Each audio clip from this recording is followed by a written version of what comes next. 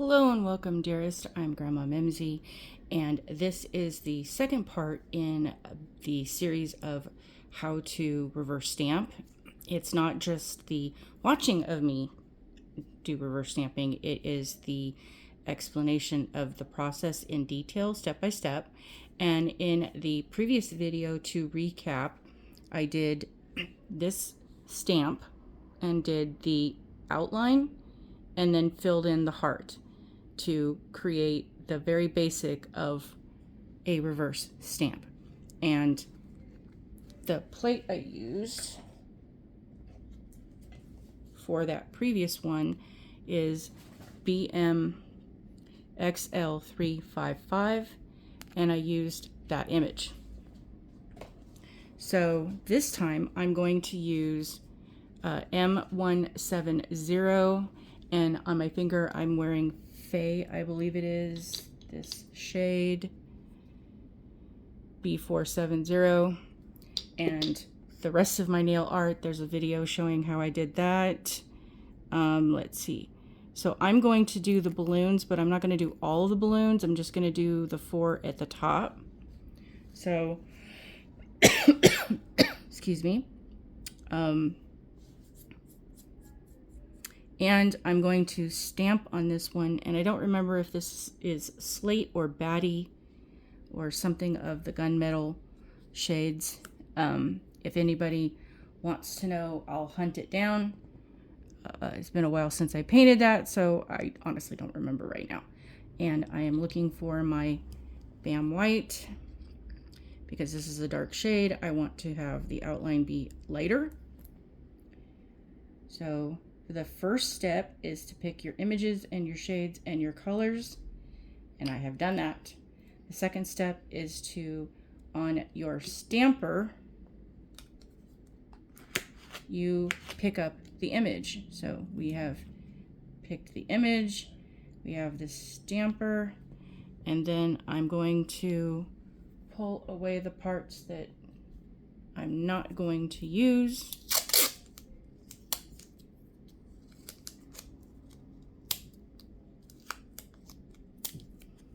And for this, my preference is I like masking tape better than some of the other options.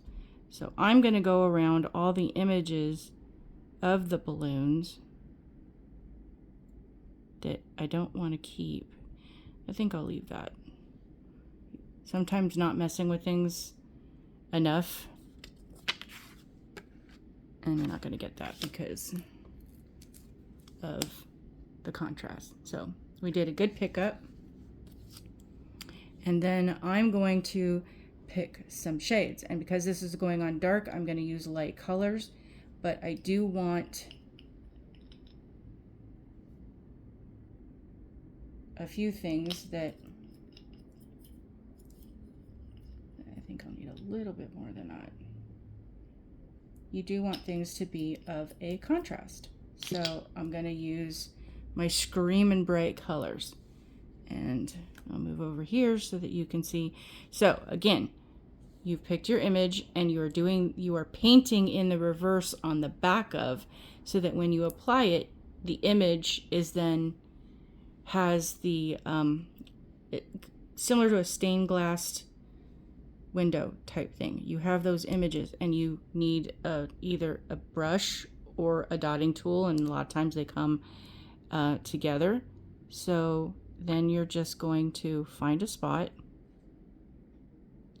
and apply.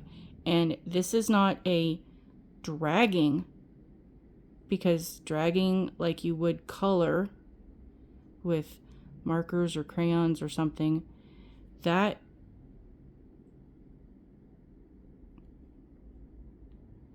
will drag your lines and you'll lose your image. And sometimes you have to concentrate. You can't talk and do this at the same time. So it is ever so light, up and down tapping, up and down tapping. And some would just say, I could plop all that on there.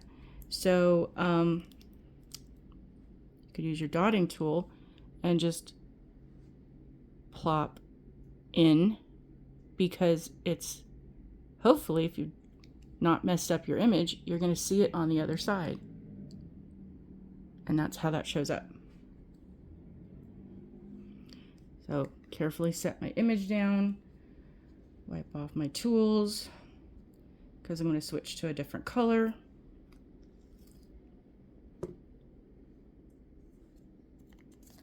Pick up my paint so I don't get it mixed up with the next shade. So doing this has a little bit more time. I know with regular stamping you do have to be fairly quick in the application and pickup process.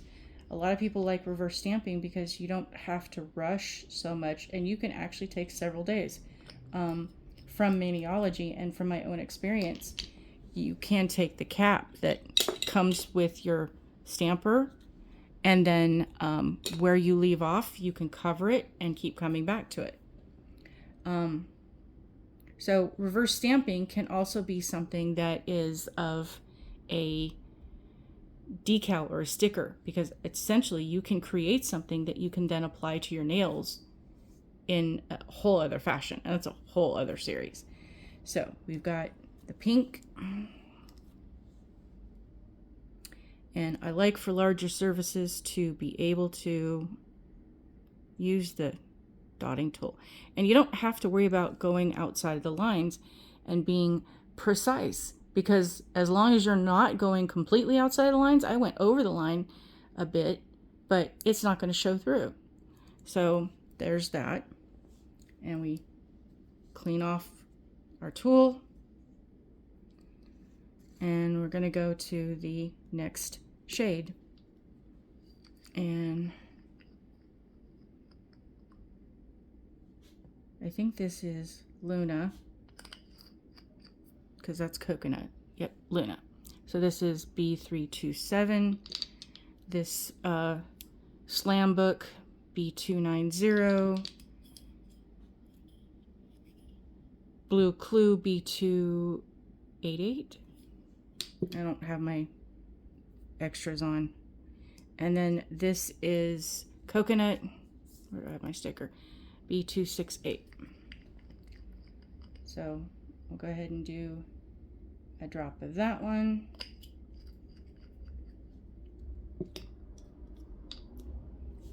And we are repeating the process. So we are filling in again.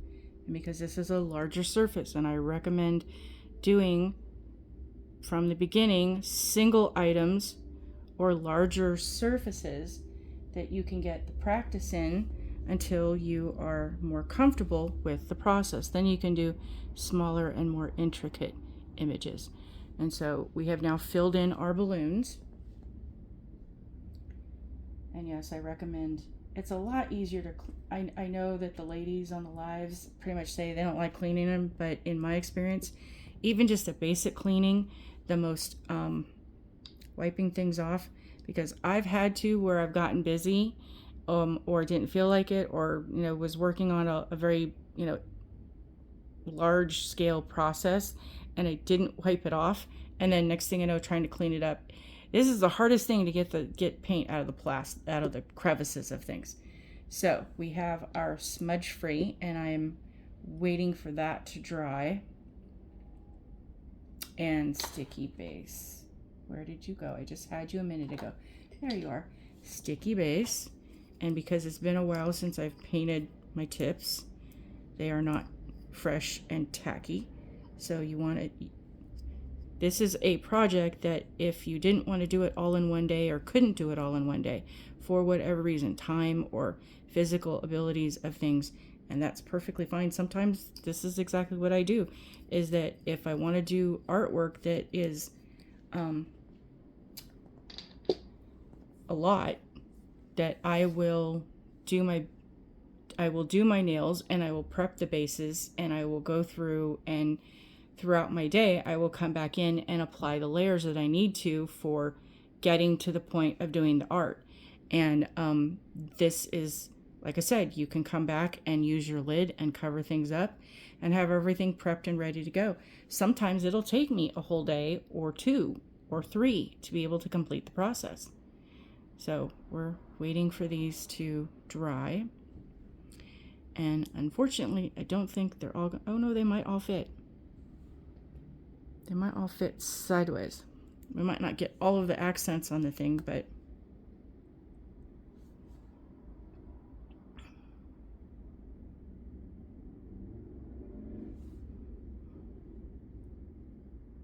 and since that is needing to dry, and I think this has dried, we will now try to, if you let it wait a bit, yep, you get most of it.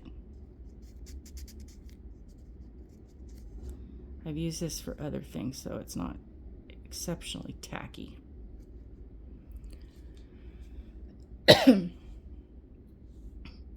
Yes, waiting for paint dry is the hardest part of doing nail art and nail stamping, is that you have these layers that you have to allow the process to complete.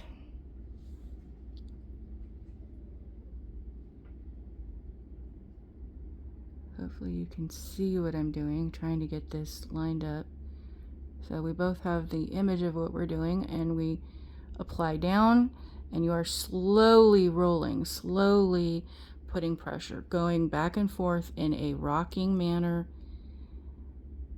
When you have a lot of things on an image, fine images or a lot of paint to deal with, and look how super cute that is. And that is the next step of a basic reverse stamping. And then your next goal or process is, again, you always want, I cannot stress to you how many different ways, and I've done this using other items that I totally just spaced it and wasn't paying attention and didn't do the smudge free and totally messed up. Some of it was like, only I'm gonna know, and then it bugged me the entire time I had that image on my nails. But at the same time, it wasn't enough. It was just a slight bleeding and streaking, but it bugged me until I fixed it and did something different. Nobody else would notice, just me. But always use your smudge free, and Anniology now has multiple types of smudge free top coats and other versions of things, but use the smudge free and then use your top coat, because the smudge free is a type of base. It's not a water base, but they now have a smudge free that is a water base. This one is a different formulation, and it doesn't mess with the colors as much. And then allow this to dry and add your top coat, because your top coat is like your seal. This, the smudge free of the original version, if I use certain items like rubbing alcohol, I want to clean something up, next thing I know, it's trying to attack my polish. And hold please. I had neighbors going by that were talking a little loud, and I didn't want that on my video. So needless to say, use your smudge free and then use your top coat. And again, wait the appropriate amount of time for them to dry in between, and you will have saved your lovely artwork. Now, you can do this on your stamper, and then when you're done, if you don't want to apply it to your actual nail or a tip, or let's just say you're doing it for someone else or for later use, so you would leave that, and then you would apply your smudge free over the whole top of your stamper and allow that to dry. And then when you come back, you can peel that off and apply that as a sticker or decal, whichever way you want to call it. And that is super fun, because then you can cut it down and trim it to where it'll actually fit. It's a great way to be able to do artwork and images that you have a lot of plates that have a very large area, and you can use those to do your toes. So you would use a monocle stamper for the pickup, of the actual image. And then you have a larger space so that you can do bigger images and bigger pickups to do on your toes. And even if you just wanted to do a just basic, you could then do the pickup of things. And then, because to sit there and do things on your feet would be a little complicated unless you can turn into a pretzel, which I can't. So the nice thing is then you can create these sticker decal versions of a sheet of polish with all the image, and then you simply apply the sticky base coat and then put the sticker on, and then cut, you've trimmed it and you have it applied to your toes, and then you apply your top coat and you're good to go. And it's nice to have artwork on your toes matching your fingers. So I hope you understood and got more out of the reverse stamping with this second part in the series of actually how to, not watching, but how to create a reverse stamping image, and step-by-step instructions. Again, you apply your image and then you paint the back of the image, and then once you have completed filling in all the colors you're going to fill in, you apply it to your nail or to your tip, or you allow it to dry as a sticker or a decal, and then you apply that in the reverse process. You are reversing the image, and so like stained glass, you have the art on your nail in the image that you can kind of see through the back of, well, you've painted from the back. So what you see through the front is the beautiful images and colors and how things can line up. Woohoo, pretty balloons. Thank you for joining me. Please be kind. You do not have to be nice, but you do have to be kind, because there's way too much anger and ugliness, and people don't know why, and they're just kind of lashing out. And there's a lot of people that don't know that they're a part of the Misery Loves Company Club, and those who are in that club are always recruiting, even if they don't realize and don't know that they're in the club or that they're actually trying to recruit you. They are. Do not let them get you to be a part of this mass collective. We're angry about everything, and we need more love and kindness to kind of help offset that. So thank you for watching. Thank you for joining me in my art journey progress of things, and I will see you in the next installment. Bye.